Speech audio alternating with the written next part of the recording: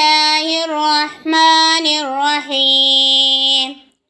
سورة البقرة مدنية. مثل الذين ينفقون أموالهم في سبيل الله كمثل حبة أنبتت سبع سنابل في كل سنبلة 100 حبة والله يضاعف لمن يشاء والله واسع عليم. الذين ينفقون أموالهم في سبيل الله ثم لا يتبعون ما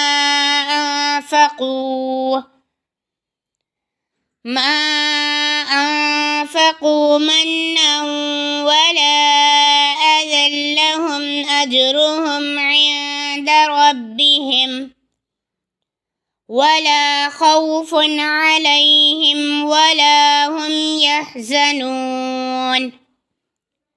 قول معروف ومغفرة خير من صدقة يتبعها أذى والله غني حليم.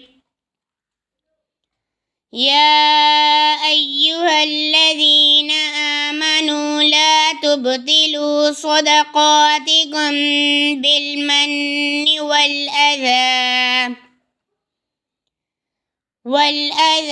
كالذي ينفق ماله رئاء الناس ولا يؤمن بالله واليوم الآخر فمثله كمثل صفوان عليه تراب فأصابه وابل فتركه صلدا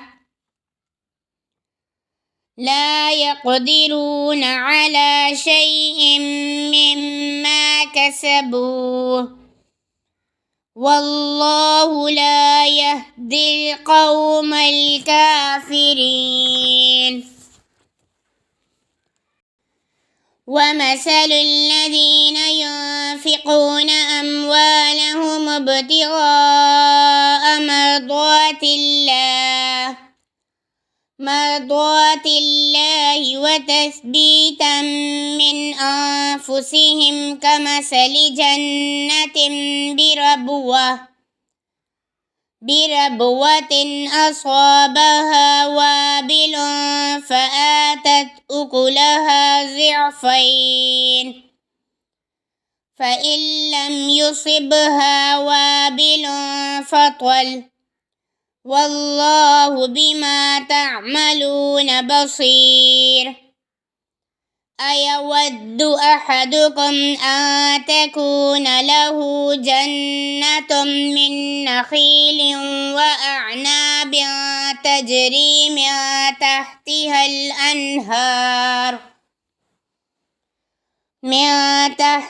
الأنهار له فيها من كل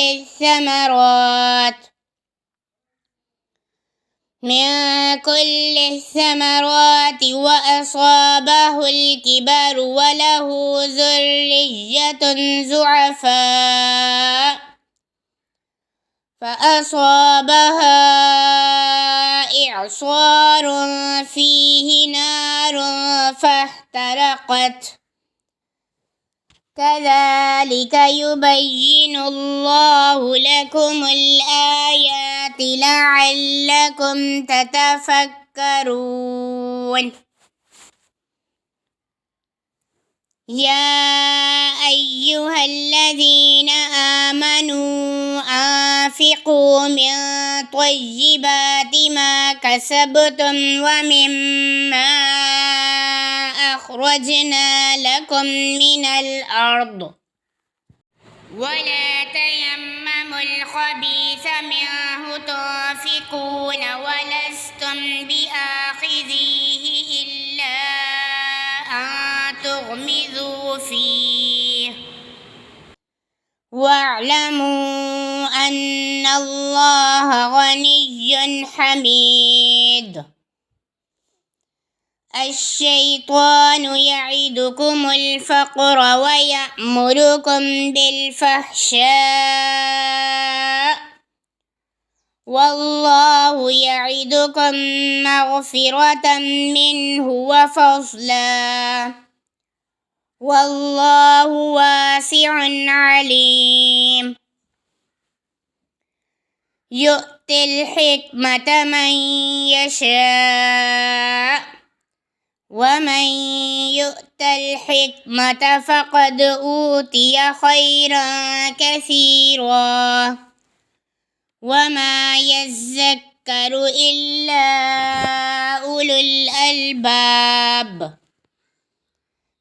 وما أنفقتم من نفقة أو نذرتم من نذر فإن الله يعلمه وما للظالمين من أنصار.